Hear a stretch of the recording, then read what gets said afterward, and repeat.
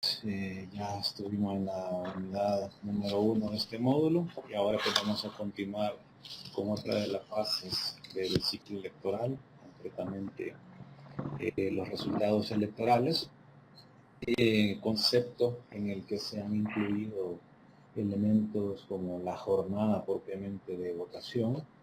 el escrutinio en las diferentes modalidades que suele tenerse en los distintos procesos electorales, el elemento de la observación electoral y además la necesidad de reformas electorales también a partir de las distintas maneras en que puede abordarse esta situación. Vamos a pasar a la siguiente diapositiva para revisar los objetivos de la sesión, que obviamente, si nos fijamos, difieren de los objetivos de la unidad, porque obviamente por las características de este medio de comunicación, pues busco, digamos, finalidades más precisas. Ya obviamente hemos tenido la oportunidad de revisar el material, seguramente cada uno, cada una, pues tiene la oportunidad de contextualizar esos contenidos a partir, como siempre recomendamos, de las diferentes características de cada país, de cada sistema, etcétera. Entonces, ya sobre esa base, la idea de esta sesión, de este día, es que podamos, en primer lugar, repasar cada uno de los temas correspondientes a la unidad, hacer una especie de revisión de esos textos, una ampliación de los conceptos que cada uno de los autores desarrolla en los distintos materiales. Segundo, a través de esa dinámica, pues pretendemos que cada uno tenga pues, distintos puntos de vista sobre cada temática, que cada uno de ustedes, cuando ya a partir o de ahora en adelante, por ejemplo, discuta sobre los temas de votación, formas de escrutinio, la inclusión, ¿no?, de la tecnología, que también vamos a hablar de ello, sepa pues por lo menos las principales perspectivas que esos temas tienen, las principales puntos de vista a partir de los cuales se está discutiendo en la actualidad las distintas opciones de solución que tiene cada una de esas temáticas. Y tercero, como lo mencionaba hace un momento, la idea también es que cada uno vaya contextualizando a partir de la realidad, de las necesidades de cada uno de sus países o inclusive dependiendo de las necesidades de su organización en el entorno que se desarrolle, pues esos contenidos teóricos para así poder dotarlos un contenido un tanto más práctico y más apegado, como decimos, a la realidad de cada uno. Veamos entonces, en primer lugar, algunas cuestiones sobre el trabajo de los organismos electorales temporales. Veíamos, en primer lugar, quiénes son esas estructuras. Recordemos cómo funcionan en términos generales las administraciones electorales en los distintos países. Latinoamérica, vemos que ha tenido un desarrollo muy específico, muy particular en la materia, derivado de su desarrollo histórico, su contexto histórico, con autoridades electorales muy fuertes, con características de independencia, que fueron de la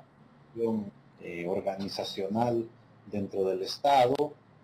procurando en la mayoría de casos que, por ejemplo, no tenga una relación de dependencia con los órganos ejecutivos, estableciendo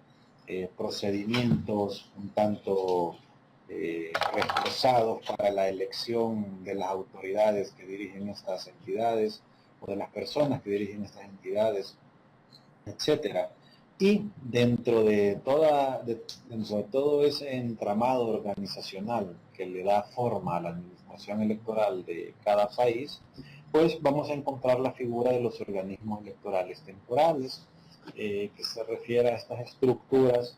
de apoyo que, con su naturaleza, por sus funciones, obviamente, no tiene sentido, sería inviable administrativamente mantenerlas en un carácter permanente.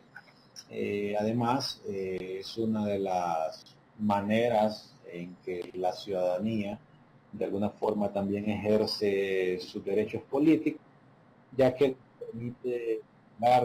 participar directamente con los procesos de elección de funcionarios, con los procesos de toma de decisiones, y hablamos para el caso de un referéndum o un tipo de consulta popular.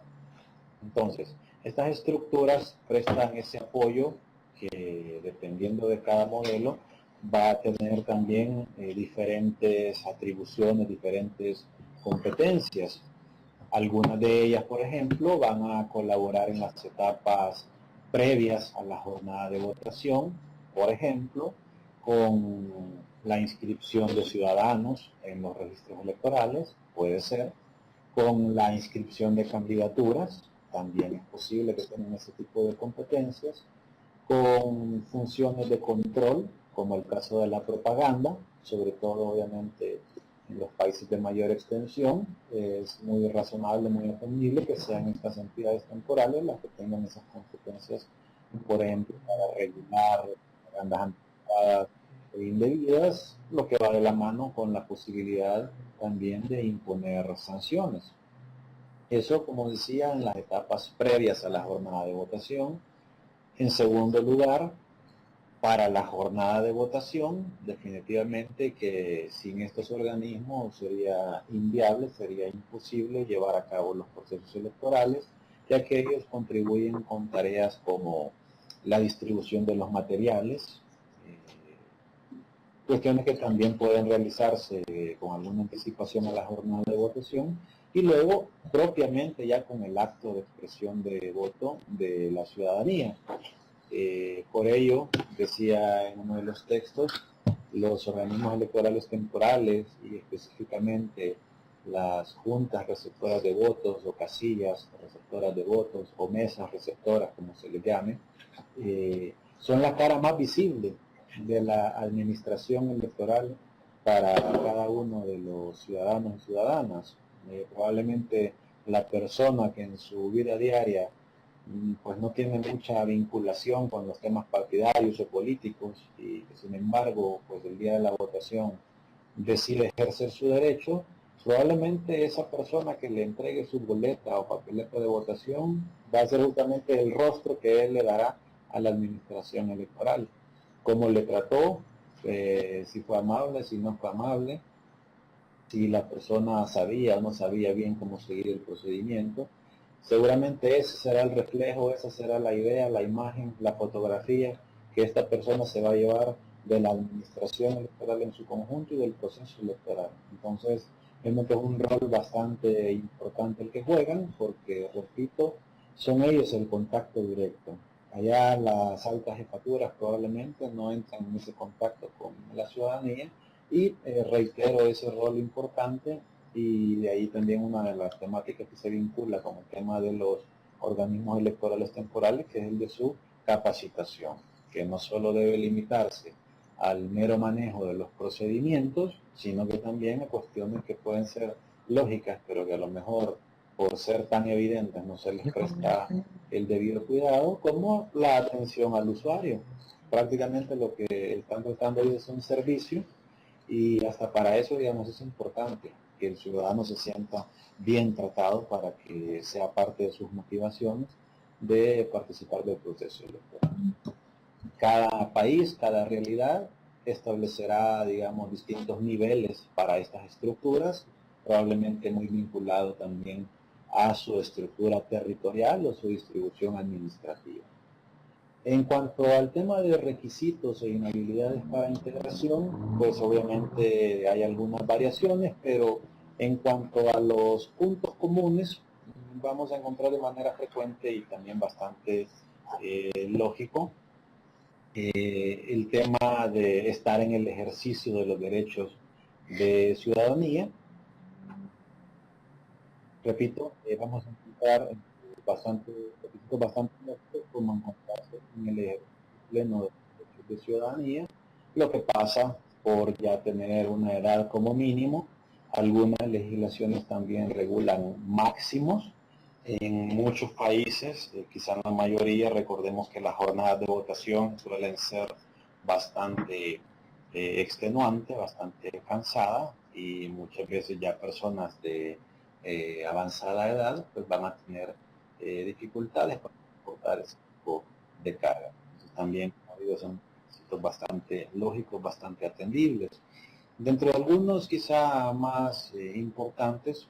está el de las vinculaciones partidarias, donde la mayoría de legislaciones latinoamericanas se decanta por excluir de este tipo de organismos a aquellas personas que, por ejemplo, tengan cargos de dirección en los partidos políticos o que lógicamente estén participando como candidatos o candidatas en alguna de las elecciones o para alguno de los escaños que se encuentren en disputa. Generalmente va a ser ese tipo de requisitos e inhabilidades las que vamos a encontrar. Como recuerdo que pues del grupo acá que estamos llevando este curso, no todos somos abogados, comento que el concepto de inhabilidades se refiere de alguna manera simple a prohibiciones, condiciones que a una persona no le permiten ejercer un cargo o formar parte de algún tipo de grupo. Entonces a eso nos referimos cuando hablamos de inhabilidades para integrar un organismo electoral temporal, a ciertas características por las cuales una persona no podrá ser tomada en cuenta. Y eran algunas de estas que comentábamos, como no tener la edad adecuada, ya sea porque es muy joven o porque ya es demasiado mayor, o estar vinculado con alguno de los partidos políticos, especialmente a cargos de dirección o dentro de las candidaturas que se han planteado para esa elección. En el caso salvadoreño lo comento porque es muy particular, es quizá de los más estrictos, que se exige que las personas no tengan una vinculación por lo menos formal. Hasta este punto es lo que, digamos, se tiene más concreto, que se traduce en que no estén afiliados. Una persona que esté afiliada a un partido político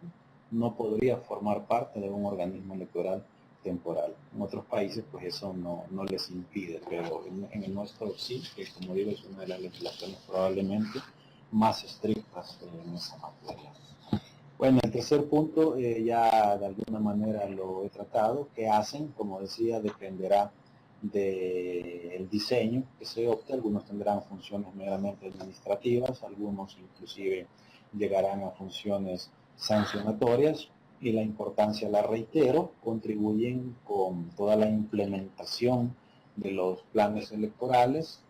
con la preparación, con la jornada de votación y obviamente con los escrutinios. En el caso de las mesas o casillas de votación, es muy importante porque en la mayoría de modelos son estas mesas, estas personas quienes realizan la función de escrutar, de revisar las papeletas de alguna manera, como en el apartado de escrutinio. Ellos interpretan, leen, nos dicen formalmente qué quiso decir el ciudadano, porque en algunos modelos las maneras de expresar el voto probablemente son más simples y no generan lugar a dudas, pero en algunos otros casos donde se permite de manera mucho más abierta poner casi cualquier tipo de marca sobre una papeleta, sí se pueden generar debates, se pueden generar dudas, y será, como decía, este tipo de organismos quienes en definitiva dirán, por ejemplo, si un voto es válido, si es nulo, si favorece a un candidato o al otro, o a un partido o al otro. Entonces, definitivamente que su rol es fundamental para el desarrollo de todo el proceso electoral. Eso sería, digamos, en términos generales, algunos de los puntos más importantes sobre los organismos electorales temporales. Veamos ahora otras temáticas que se incluyó en el programa, este debate actual sobre sistemas de votación mecánicos versus automatizados, o en vez de mecánicos probablemente pudiéramos decir manuales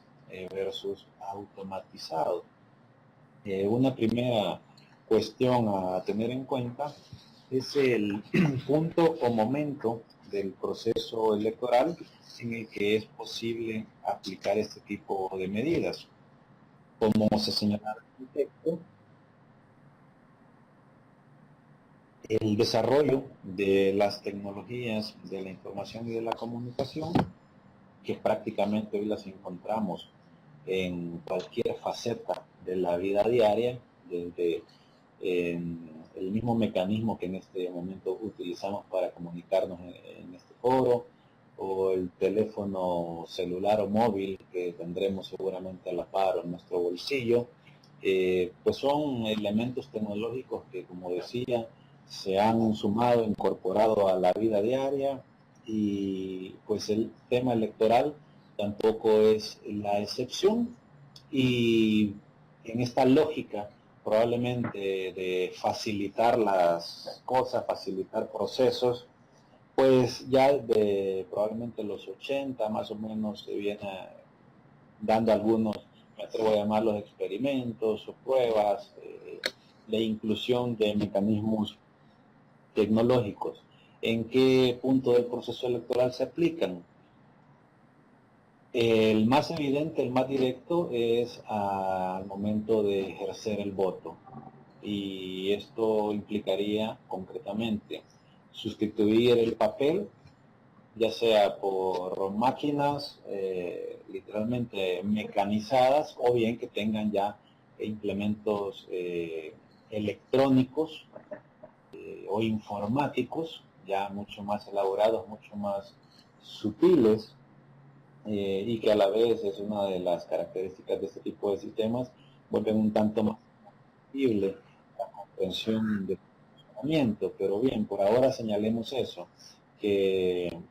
uno de los momentos en los que se puede incorporar tecnología es cuando el ciudadano vota, cuando en vez de utilizar una papeleta, un crayón o un lápiz, etcétera, para marcar, lo hace a través de un implemento mecanizado o bien informático. Segundo, podría ser que se incluya el tema tecnológico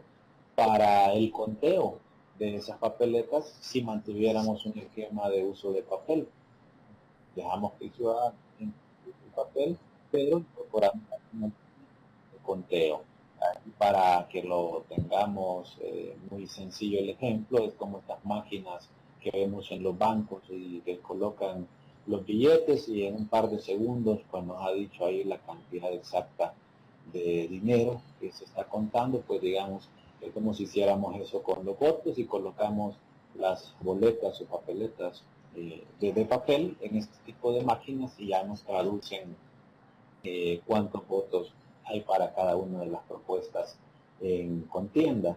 Y también otro de los momentos en que se puede aplicar la tecnología es para la transmisión de los resultados.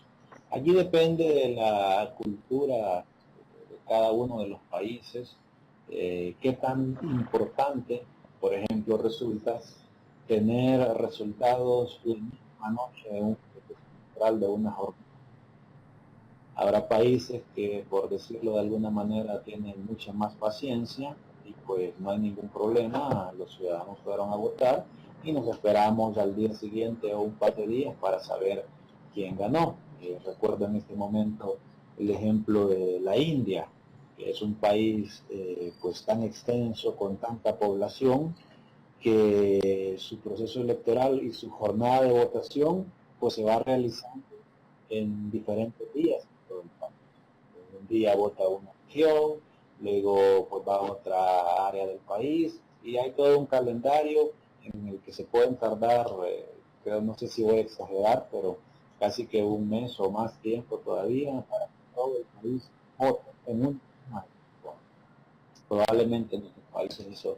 no resultaría, no es que no resulte viable, sino más bien es que no sería aceptado seguramente por la ciudadanía. Además que también ya en el plano teórico puede entrar en choque con algunos principios, como el de unidad de los actos electorales. No es lo mismo votar en un contexto que hacerlo en otro, o contando con alguna información que probablemente otros ciudadanos no tuvieran al momento de hacer el voto. Pero bien, salvo, como dices, es un caso de un país donde los resultados luego se tardan igual X tiempo en contar todos los votos y la ciudadanía pues espera tranquilamente. Hay otros casos, y pondré nuevamente de mi país, El Salvador, donde pues nuestra cultura, nuestra tradición consiste o exige que se tengan resultados la misma noche, y eso obliga a la administración electoral a establecer mecanismos donde se vuelve indispensable el uso de tecnología para que los ciudadanos, como digo, al finalizar la jornada comiencen casi inmediatamente a tener los resultados electorales. Ese sería el tercer en el que encontramos la inclusión de la tecnología en todas las posibilidades que tiene. Si empezamos a revisar las obviamente entre las ventajas del voto electrónico, en principio la rapidez, porque el resultado se puede tener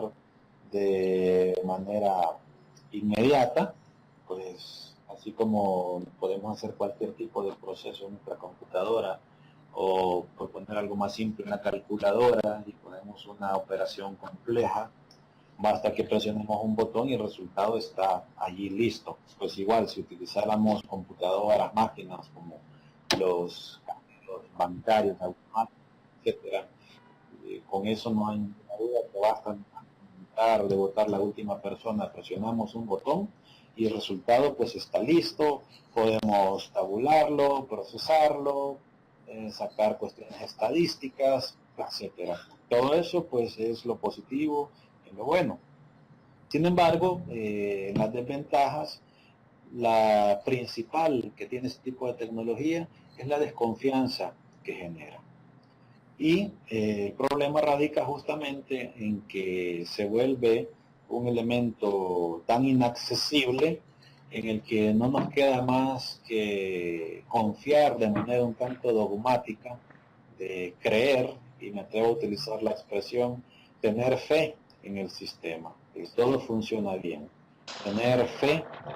estar convencidos que cuando yo he marcado por una opción en esa pantalla o en ese teclado, efectivamente ese apoyo se va a sumar al final a ese candidato, a esa candidata, a esa propuesta que yo he pretendido apoyar. Y ese es el punto donde pues fallan muchos de estos sistemas, que aunque técnicamente estén bien elaborados, cumplan con todos los estándares, pues si la población no está convencida que esto es así, pues el sistema no va a funcionar, el sistema va a fracasar, porque los sistemas electorales tienen o exigen una base justamente de confianza de parte del público al que están destinados, que son los electores. Y en la literatura que hablábamos del proyecto ACE, veíamos que se plantean como algunos requisitos o condiciones mínimas para que un sistema electrónico pueda funcionar. Allí se mencionaba que debe garantizarme que solo las personas con derecho a voto efectivamente van a tener la posibilidad de votar. Esto pues, se hace, digamos, también en los sistemas ordinarios, y es una de las dudas que plantean muchas veces los actores políticos. Y dicen, bueno, temas ahora con la tecnología como los famosos hackeos o intervenciones en redes informáticas, ¿cómo me garantizan que X país o X actor no va a tener la posibilidad de intervenir ese sistema y comenzar a sumarle votos a una de las propuestas de manera indebida, etcétera? Segundo, y va de la mano con esto, dice garantizar que cada voto sea contado y que sea contado solo una vez. Justamente parte de las mismas dudas, este tipo de ataques o deficiencias que pudiera tener un sistema informático. Tercero, dice mantener el derecho del elector a formar y expresar su opinión de una manera libre, sin ningún tipo de coacción o influencia indebida. Es un tema, digamos, de garantías. El cuarto, proteger la secrecía del voto en toda la fase del voto. Igualmente, las dudas, ¿podrá alguna persona, podrá la autoridad, en los casos, digamos, que no se tenga confianza o que no existan suficientes garantías democráticas en un país, tendrá la certeza el ciudadano que la autoridad no podrá luego determinar, por ejemplo, que ese ciudadano votó a favor de la oposición. Son cuestiones que si no están claras, si el ciudadano no tiene esa certeza, probablemente le van a inhibir de participar del proceso, ya que dirá, bueno, yo no quiero apoyar al gobierno, pero si voto por la oposición a lo mejor me van a descubrir y mejor no lo hago. Entonces, allí la importancia de garantizar la secrecía del voto, que a través de sistemas informáticos, vuelvo al punto, pues solo se puede establecer a través de la confianza. Y quinto, garantizar accesibilidad al mayor número posible de votantes, especialmente las personas con discapacidad. En este último punto hay que, digamos, reconocer a favor de la tecnología, que hay inclusive empresas que se especializan y se dedican a formular soluciones para personas con discapacidad. Por ejemplo, en el caso de las personas no videntes, hay sistemas auditivos que la persona puede de alguna manera manipular un teclado, una pantalla para establecer la marca que quiere hacer, pero por vía auditiva, por ejemplo, le pueden describir la papeleta, le dicen el orden de los candidatos, pueden tener una numeración, etcétera, y eso facilita para que la persona pueda ejercer el voto de manera individual, que pueda hacerlo ella sola y no como ocurre en muchos casos que pudiera necesitar que alguien le ayude. Igual el caso de las personas no videntes, que creo que ese es el caso más concreto en que por vías auditivas puede saber, o inclusive como decía a través de teclados también la persona puede ejercer ella sola el voto, y todo eso pues sí es en este caso la tecnología la que puede brindar las mejores soluciones. Citábamos el caso de la jurisprudencia constitucional alemana, que prácticamente en ese caso puntual se decantó por las formas tradicionales, sobre todo a partir de las dificultades que los sistemas informáticos plantean en el sentido de verificar si, por ejemplo, una persona efectivamente su voto se ha contado en el sentido que lo ha expresado o si no. Porque, para decirlo en palabras más sencillas, la Corte Tribunal Constitucional Alemán lo que dice es, mire, si el ciudadano no puede luego verificar que lo que él expresó en esa máquina, en ese sistema, efectivamente es lo que él quería, entonces no podemos confiar en ese tipo de sistemas. Es un precedente bastante importante porque recordemos que muchas de nuestras cortes constitucionales o tribunales constitucionales pues siguen muchas veces los pasos de estos tribunales europeos, y esto de alguna manera marca alguna tendencia. De manera que por allí estarían señalados los principales beneficios y ventajas, y también las desventajas de este tipo de implementos tecnológicos. Y la pregunta que aparece al final de la diapositiva, hay un tanto de sentido coloquial. Necesitamos uno de esos, lo que sea ese, porque la inclusión de tecnología tiene un sentido cuando realmente busca solucionar un problema, cuando busca satisfacer una necesidad. La tecnología no debemos verla como una moda en la que, como decíamos al inicio, ya que hoy se está poniendo tecnología en todo, ya que ocupamos aplicaciones para todo, ya que los smartphones están a disposición, comencemos a meter tecnología en el proceso electoral. No, realmente, si no se necesita, lo mejor es no entrar en esa dinámica. Si un sistema electoral es sencillo y ha funcionado y está funcionando en la manera en que lo hace, no es recomendable incluir este tipo de medidas porque, como decía, probablemente lo que van a introducir al sistema sea un ruido con dudas. Por lo tanto, la tecnología únicamente debe de considerarse cuando realmente hay necesidades que deben de satisfacerse. Debo volver en esta oportunidad al caso salvadoreño, que en los últimos 6 años, 8 años, ha tenido muchos cambios y realmente se ha vuelto un tanto complejo. Pongo un ejemplo, para una elección legislativa en nuestra circunscripción más grande, que es la de la capital, y que distribuye 24 escaños, una persona podría encontrarse con 240 rostros en su papeleta, a los que además podríamos sumar candidaturas no partidarias en caso que también se hubieran inscrito por esa vía. Entonces, con 10 partidos que tenemos, como decía, la persona puede encontrarse 240, 250 personas que se inscriben candidatos no partidarios. Y sobre ese universo de rostros, este ciudadano o ciudadana puede hacer desde una hasta 24 marcas, porque en este sistema se trabaja con un único voto por ciudadano. Bien puede darle su voto completo a uno de esos candidatos, o bien puede fraccionarlo y hacerlo a tantas fracciones hasta un número de 24. Y luego esas marcas que el ciudadano haga no solo representan votos a favor del que está postulando, que va a determinar al final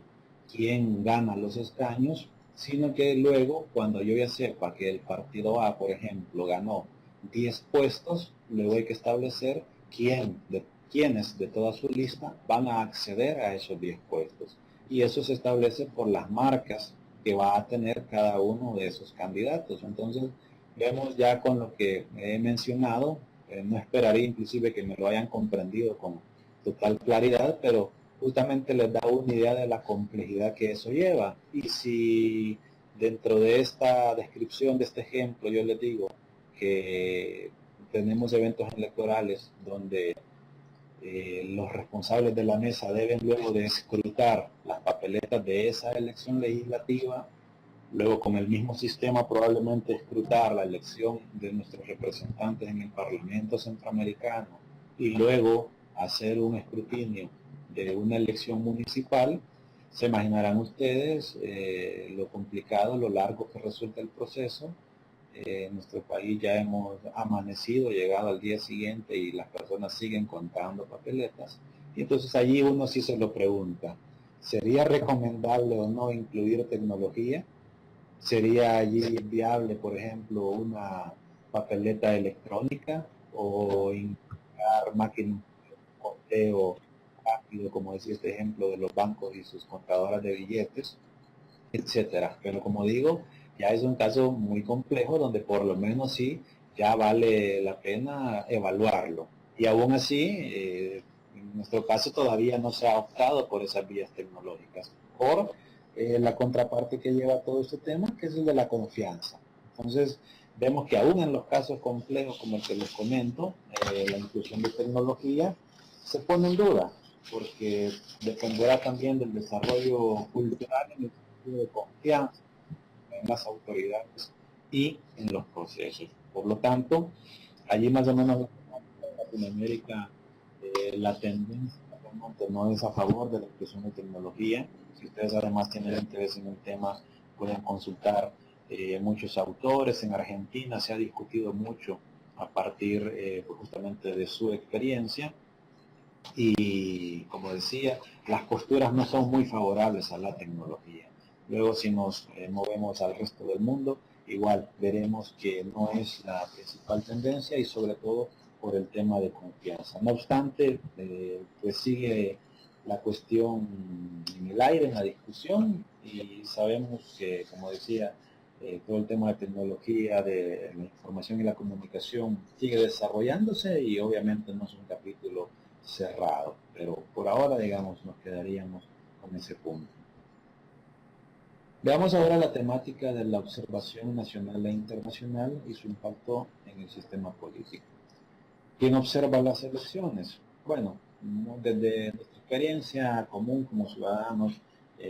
ya seguramente en más de alguna oportunidad habremos visto el tema de las misiones internacionales o también los casos de programas o propuestas de observación nacional. Pues básicamente, digamos, son ese tipo de grupos los que generalmente realizan este tipo de actividad En el caso de las observaciones internacionales, en nuestra región sabemos que tanto la OEA como la ONU pues tienen sus proyectos de observación electoral. Hay procedimientos que obviamente deben de respetarse, de seguirse para que uno de estos organismos haga una misión de observación electoral. Y en el caso local, también la sociedad civil, a través de sus distintas organizaciones, puede buscar este tipo de mecanismos de participación. Una de las recomendaciones muy concretas que se hacía en el caso de la observación nacional y sobre todo hablando de los tanques de pensamiento, es que resulta muy provechoso, muy útil agruparse para plantear este tipo de iniciativas a las autoridades electorales, porque eso da garantías de pluralidad, de transparencia al momento pues, de realizar este tipo de actividades. ¿Para qué nos sirve esto de las misiones de observación? Pues bueno, la principal función que tiene, entre otras, es la de legitimar los procesos electorales, ya que, como decía, en la temática electoral, el tema de la confianza, de la credibilidad, inclusive me atrevo a decir de la percepción que se tenga del proceso es fundamental. Si todos realmente creemos que el proceso es transparente, pues vamos a confiar en ese resultado, aunque sea a lo mejor muy estrecho o que no sea favorable a mis intereses, a las propuestas que yo estaba apoyando. Entonces, repito, ese es un elemento legitimador que las misiones de observación tienen sobre los procesos electorales y que si lo vinculamos a los sistemas políticos, obviamente contribuyen con la tranquilidad, con la gobernabilidad que pueden tener los distintos sistemas. Además, pues dentro de todo este legitimador, las misiones de observación electoral contribuyen para que los ciudadanos puedan ejercer de mejor forma sus derechos políticos, ya que este tipo de actividades generan transparencia, rendición de cuentas, de alguna manera, aunque con eso hay que tener cuidado, pueden ser también una ruta para expresar inconformidades, para hacer observaciones a los distintos procesos. Yo digo que se trata de cuidado porque obviamente la misión tampoco es que llegue en un plan acusado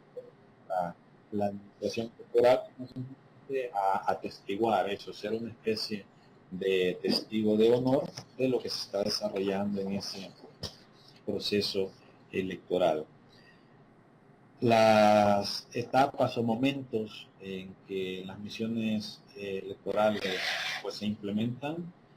muy similar a lo que hemos venido comentando, puede ser que se desarrollen con anticipación a la jornada de votación y se enfoque en revisar cuestiones que pueden ir desde la logística, por ejemplo, revisar qué tipo de centros de votación se están organizando, el tipo de materiales que se están produciendo, procesos más específicos como la inscripción de candidaturas o las campañas electorales, etcétera. Igualmente, tienen un rol ya mucho más específico para la jornada de votación, verificando que todo se vaya realizando conforme a lo previsto y específicamente conforme a las leyes del país en cuestión. Y finalmente, en la etapa postelectoral, se pueden enfocar en los escrutinios. Pues una vez que ya los votos ejercidos por la ciudad, que lo relevante es saber quién ha ganado esa elección. Y las misiones fungen este rol pues de dar transparencia, garantía, dar confianza en la población. En cuanto a la participación en misiones de observación, como he mencionado en lo local, se puede hacer pues, desde los distintos organismos de sociedad civil y tramitándolo con las respectivas autoridades electorales. Igualmente, y esto digamos para cada uno de ustedes si tienen interés, entidades como la OEA inclusive tienen a disposición cursos de formación en los que ustedes pueden aplicar y esto les acredita para eventualmente pues, ser tomados en cuenta inclusive en una misión desde las distintas que ustedes participando. Entonces, digamos, es un ámbito un tanto abierto y dependiendo pues del interés que tengamos, como decía, les invito a que puedan revisar manuales instructivos que tanto OEA como Naciones Unidas pues tienen a disposición, y eso les permitirá a ustedes estar preparados con los procedimientos e inclusive algunas metodologías ya sobre la evaluación de los procesos, porque muchas de estas misiones al final de su tarea, del desarrollo de sus actividades, pues concluyen con informes, y a veces hasta esa parte procedimental administrativa de cómo hacer un informe es importante, es relevante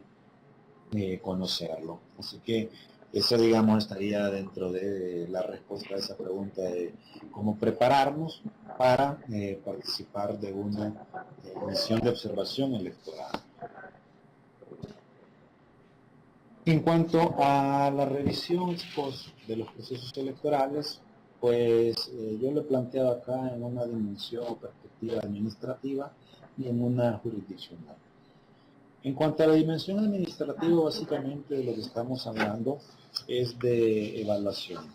Evaluación que se entiende en un sentido a lo mejor similar al utilizado en estudios de políticas públicas, donde vamos a determinar criterios, los clásicos, por ejemplo, de la eficacia, de la eficiencia, y a partir de esos criterios establecer para el caso indicadores que nos permitan al final concluir si los estándares con los que se ha realizado un evento electoral realmente son aceptables o no son aceptables. Es importante tener en cuenta que los procesos de evaluación requieren una planificación importante, ya que estos criterios, esos indicadores deben de tenerse con suficiente claridad y anticipación, y de igual forma las herramientas que me van a permitir recolectar esa información también deben estar con anticipación, y sobre todo por las fuentes, porque si a lo mejor yo tengo el interés en hacer un proceso de evaluación de un proceso electoral, pero no cuento con la información que me ayude a completar todos esos datos, pues obviamente no me va a funcionar. Por eso la importancia de anticiparse y tener con claridad indicadores, fuentes, criterios, para que tengamos además los mecanismos suficientes para generar esa información. En cuanto a la dimensión jurisdiccional o el tema de impugnación de resultados, la revisión justamente pasa por controlar los resultados electorales, quién ha ganado, si lo ha hecho en debida forma o no. Y acá pues era, digamos, evidente, necesaria la remisión hacia los contenidos que veíamos en la unidad primera de este módulo, todo lo relativo a la justicia electoral, cuáles son aquellos mecanismos, aquellas herramientas que me van a permitir de alguna manera controlar un resultado, impugnarlo. Si yo no estoy de acuerdo, cuáles son los requisitos, en qué tiempo debo de utilizar ese mecanismo, cuál es concretamente ese mecanismo, dependiendo de todos los que tengan en su legislación. Y obviamente de parte de los tanques de pensamiento, si se tiene un interés en participar inclusive en esa dimensión que puede ser un tanto más conflictiva, porque ya no se ubica en un rol mucho más activo, pero repito, si hay una decisión de participar desde esa dimensión, entonces habrá que hacerlo bien, y eso pasa por conocer, como decía, cuáles son esos mecanismos, cómo funcionan, qué criterios, qué precedentes ha establecido la autoridad electoral. Y eso de alguna manera nos ayudó en las tareas que ya hacíamos en la primera unidad, porque nos ha generado toda esa base de información en la que ya pues deberíamos de conocer cuáles son esos recursos que nos permiten impugnar un resultado electoral. Entonces, la parte de preparación es importante si queremos interpretar esa dimensión. En cuanto a la temática de las reformas electorales y sus tendencias, un primer punto, elemento que podemos discutir es lo que denomina el tiempo de las reformas. ¿Cuándo es oportuno modificar las reglas electorales? Hay algunas legislaciones, me acuerdo en este momento del caso mexicano y brasileño, que inclusive a rango constitucional tienen establecido un límite temporal, es decir, una fecha previa a un evento electoral a partir de la cual ya no se pueden cambiar las reglas del juego electoral. Obviamente que es positivo ese tipo de medidas, ya que evita la manipulación de los sistemas, genera confianza a los distintos actores y especialmente a los competidores, porque si hacemos una analogía con cualquier deporte que se nos ocurra o cualquier deporte de nuestra preferencia, imaginemos que podría ocurrir si a medio juego pues nos informa nuestro adversario que la regla ha cambiado y que a lo mejor las prohibiciones que antes se tenían resulta que ahora ya no existen, o que al contrario, una actividad lícita que nosotros estamos realizando en esa contienda nos dicen ahora que es prohibida y que por la misma seremos sancionados, en el peor escenario hasta siendo excluidos de la competición. Entonces es prudente, obviamente, que las reformas, si se ejecutan, se hagan dentro de un plazo razonable, que garantice sobre todo el conocimiento de las reglas. Luego, siempre en cuanto al tiempo, pero en cuanto a los procesos para determinar qué es lo que se debe o no se debe hacer, lo más recomendable es con posterioridad a un evento electoral y aplicando mecanismos como las evaluaciones que justamente mencionábamos hace un momento. Si hemos podido establecer cuáles han sido las dificultades de un proceso electoral, esto obviamente nos dará rutas de por dónde debemos influir, qué es lo que debemos de mejorar, y dentro de las actividades que los centros de pensamiento pueden realizar en este rubro, obviamente que la discusión se vuelve fundamental en el tema de reformas electorales, ya que los cambios que no cuentan con un apoyo importante dentro de la ciudadanía, pues tienen de alguna manera un menor nivel de legitimación y probablemente en vez de ayudar a fortalecer los sistemas y la confianza en el sistema, a lo mejor podrían tener un efecto de generar mayores dudas. El caso panameño es un muy buen ejemplo de un mecanismo, digamos, muy positivo, muy bien elaborado, de cómo intervenir, cómo realizar este tipo de reformas electorales. Ellos tienen una especie de comisión que se conforma de manera posterior a cada proceso electoral y donde de mecanismos, como decía, logran establecer realmente aquellos puntos que deben ser modificados. Creo que cada uno piensa en su país, en su contexto. Seguramente que al pensarlo un poco, al reflexionar, al hacer memoria, si recordamos alguna elección en concreto, se nos vendrá a la mente cuáles fueron los problemas que se tuvieron, a partir inclusive de nuestra experiencia como votantes, dónde estuvieron las dificultades para el proceso electoral. Pero si no se realiza de manera oportuna, luego el problema que tendremos es que si nos estamos aproximando al, justamente al periodo electoral, seguramente el ambiente ya no será propicio porque habrá otros intereses ya muy identificados con la contienda. Entonces, el factor tiempo se vuelve fundamental en el tema de reformas electorales. Si, por ejemplo, como tanques de pensamiento se quiere hacer una propuesta, se quiere hacer un estudio, habrá que evaluar realmente la oportunidad temporal. Si estamos ya muy cerca del proceso, seguramente no será lo más idóneo y entonces habrá que tener ese tipo de cuidados. La pregunta que aparece señalada en segundo lugar, necesitamos una reforma. De manera similar a lo comentado con la aplicación de tecnología, no es conveniente, no es recomendable entrar en una dinámica que creo que también se ocupó la expresión en el texto, de modas. O sea, podemos advertir que en nuestra región a lo mejor hay tendencias en cuanto a incorporar mecanismos de participación, como pueden ser las candidaturas no partidarias o del desarrollo de formas de participación distintas de los partidos políticos, etcétera. Pero si realmente no hay una demanda, no hay una exigencia, no hay una necesidad o un problema que resolver, entonces no es lo más recomendable incorporar ese tipo de modificaciones. La reforma electoral siempre tiene que surgir como solución a un problema concreto, a una exigencia, a una demanda. Vuelvo a esos ejemplos de las candidaturas no partidarias o independientes. Si realmente nuestro sistema funciona, no es, digamos, lo más idóneo incluir otro tipo de formas que a lo mejor, como se dice, en un sistema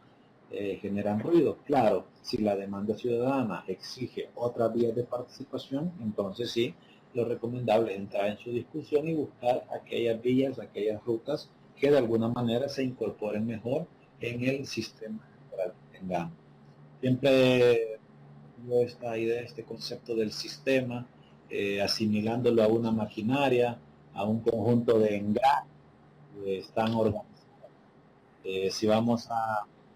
cambiar uno de esos engranes, veamos que realmente encaje bien y qué efecto me va a tener en el resto de elementos. No se puede modificar nada más por separado un punto de la maquinaria y que pretendamos que esto no afecte el funcionamiento del resto del sistema. Y esto me lleva al último punto, que es el de las tendencias. Como decía, en materia de partidos políticos, candidaturas independientes y sistemas electorales, en las últimas décadas, la última década, un poco más quizá, hemos visto en Latinoamérica, por ejemplo, el surgimiento de las leyes de partidos políticos, que han de alguna manera buscado mejorar la institucionalidad de este tipo de rutas o vías de participación. Si revisamos cualquiera de las encuestas que se hacen a nivel latinoamericano, la POP o Latinobarómetro, no es ningún secreto, no es nada así nuevo mencionar que los partidos políticos son de las instituciones que gozan de menos confianza en la ciudadanía y pues por eso, digamos, se dio todo este movimiento de desarrollo de leyes de partidos políticos que de alguna manera han buscado de fortalecerles, incorporando cuestiones como la transparencia, la democracia interna, y en el caso de transparencia, con mucho énfasis en el control al financiamiento de los partidos políticos. Hay que mencionar que ese tipo de reformas pues tiene igual sus sectores a favor y sus detractores. Allí yo la invitación que haría es a que nos formemos un criterio a partir justamente de realmente cada una de estas temáticas, porque creo que tampoco debemos de dogmatizarnos y de alguna manera considerar que si una tendencia se dice que es a favor de los partidos políticos porque les va a fortalecer, automáticamente aceptarla como cierta. Yo he tenido la oportunidad de conversar con autoridades electorales de distintos países, quienes en su opinión personal, por ejemplo, no están muy seguros de las bondades de presionar demasiado el tema de democracia interna de los partidos políticos. Claro, en principio uno lo ve y dice, ¿cómo va a ser malo que un partido político, pues a su interior sea democrático? Porque luego, si no es democrático, ¿cómo voy a esperar que luego lo sea desde el gobierno? Sin embargo, repito, yo ya he escuchado opiniones y argumentos de funcionarios electorales muy respetables, algunos de ellos académicos, que también le plantean a uno pues puntos en contra. Se dice, mire, yo creo que los partidos políticos habrá que dejarles que ellos decidan sus mecanismos y luego la ciudadanía sea quien a través del voto pues les exprese su apoyo o su rechazo. Entonces, lo que quiero transmitir con esto es que no aceptemos de manera dogmática tampoco los planteamientos, sobre todo cuando hablamos de tendencias, sino que formémonos un criterio. Leamos, estudiemos, veamos justamente estudios lo más técnicos posibles que nos permitan revisar realmente bondades, ventajas, desventajas de todo este tipo de planteamientos. De manera similar, lo dicho con las candidaturas independientes. Si hay una exigencia ciudadana, una demanda en ese sentido, pues entonces revisemos la mejor forma de incluir ese tipo de alternativas dentro del sistema, ya que si no se tiene el debido cuidado, vuelvo yo siempre a esa analogía de las máquinas, no podemos cambiar una pieza de un motor solo porque nos parece mejor si a lo mejor no encaja dentro del resto de las áreas compatibles. No podemos, si nos vamos a los ejemplos de la informática, cargar un sistema operativo demasiado moderno en una maquinaria, en una computadora que ya no tiene los estándares más avanzados en términos de hardware, porque no nos va a trabajar bien. Así que habrá que revisar todo ello. Y en cuanto a sistemas electorales, probablemente los cambios más importantes que hemos advertido en los últimos años son estos pasos donde algunos países van en un sentido y los otros parece que van en el otro, sobre todo en el tema de listas. Hablamos acá de las listas abiertas, listas cerradas. Algunos países, como decía, van en la tendencia de liberar mucho más las opciones del votante. Algunos parece que van en el sentido contrario y buscan cerrarlo. Vuelvo al punto, no considero que haya bondad o maldad detrás de cada uno de ellos, sino que cada, cada opción me va a plantear ventajas y desventajas que cada uno deberá evaluar en el contexto de su país. Los sistemas de lista abiertos más complejos procesos, pero en su contraparte favorecen el derecho del votante. Entonces habrá que buscar esos puntos de equilibrio y reconocer también la posibilidad del cambio. Esto lo comento porque en alguna oportunidad discutiendo con otros profesores especialistas de la materia electoral, se planteaba la duda de si, por ejemplo, un país que ha pasado de una lista completamente cerrada a una desbloqueada y a lo mejor luego hasta una lista abierta,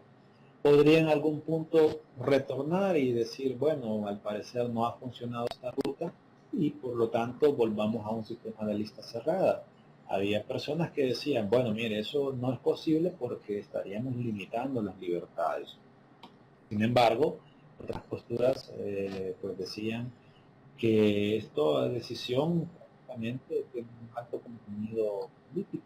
y lo político no lo vinculemos solamente con lo político partidario, sino en cuanto a estas decisiones de gobierno, e igual gobierno no entendido como ejecutivo, sino como la sociedad organizada en un poder que necesita establecer reglas y dentro de la misma soberanía, obviamente, de los pueblos, debe darse la posibilidad de buscar aquellas soluciones que se apeguen más realmente a las necesidades de un contexto determinado y allí la libertad que se podría tener, como decía, de ir de un sistema cerrado a uno abierto o de uno completamente abierto hacia uno cerrado con todas las modalidades que podemos encontrar allí en esa escala de posibilidades. Entonces, en tema de reformas electorales, serían esos algunos de los comentarios. El factor temporal en cuanto a la oportunidad, evaluar la necesidad real de las reformas y en cuanto a las tendencias, pues que deberá evaluarse si realmente son necesarias o no en cada uno de nuestros contextos. Ya para una recapitulación, reiterar que esta idea del ciclo electoral es una herramienta analítica y como tal lo que me permite es enfocarme en un punto concreto de la fotografía que llamamos proceso electoral para de esa manera trabajar de manera más focalizada, así en esta parte porque corresponde a ya uno de los puntos finales del ciclo, obviamente nos permite poner atención en estas temáticas como la jornada de votación, el tema de la observación electoral, el escrutinio, que ya no hablamos mucho de él en esta oportunidad, pero que es otro punto fundamental, la inclusión o no de la tecnología en todas esas etapas, etcétera. Y finalmente, tal como aparece en el documento teórico que se compartió con ustedes, pudieron ver que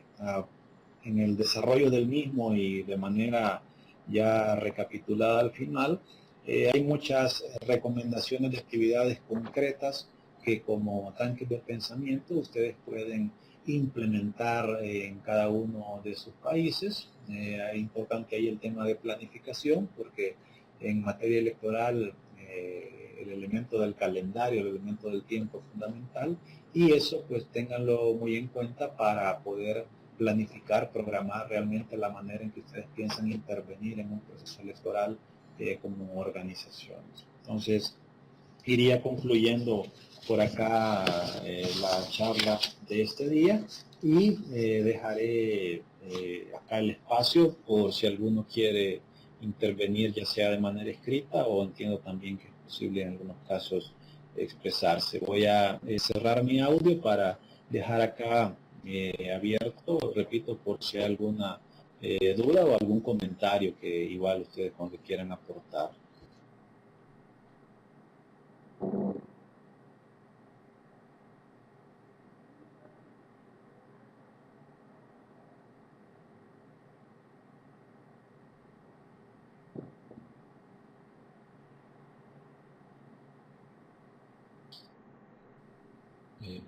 Muchas gracias, Eduardo. No sé si es que alguien tiene alguna inquietud o algún comentario, alguna pregunta que quiera compartir con el resto.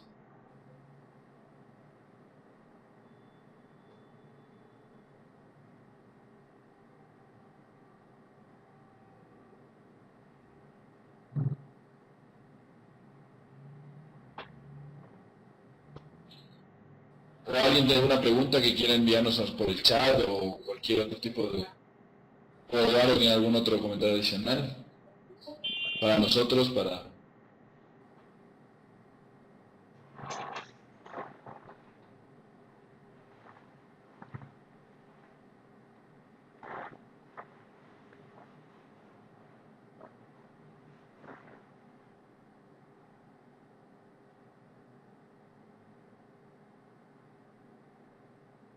Bueno,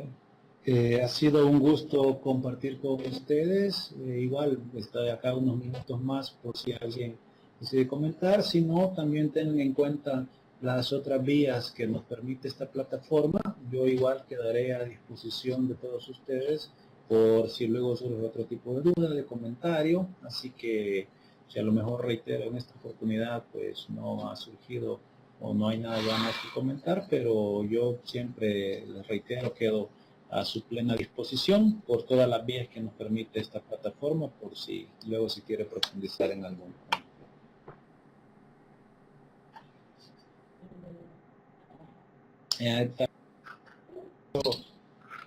Aprovecho para recordarles el tema de la tarea, el tema de los ensayos o escritos. Les explico un poco. Mi idea con ese tipo de ejercicio era que ustedes de alguna manera practicaran, por ejemplo, escribir el equivalente de un artículo de periódico o a través de revistas o los mismos medios de comunicación que manejan sus organizaciones. Decía yo en la explicación de la tarea que eso pone a prueba nuestra capacidad de síntesis, ya que 500 palabras, como uno lo vea, puede ser mucho, puede ser poco, pero a veces ese reto de decir en pocas palabras un mensaje, de tener claridad qué mensaje queremos transmitir, pues se vuelve difícil o de alguna manera complicado. Así que creo yo que eso puede contribuir para que ustedes pongan en práctica esas habilidades y es parte de la finalidad. Entonces, por eso les invito también ahí que puedan completar esas tareas.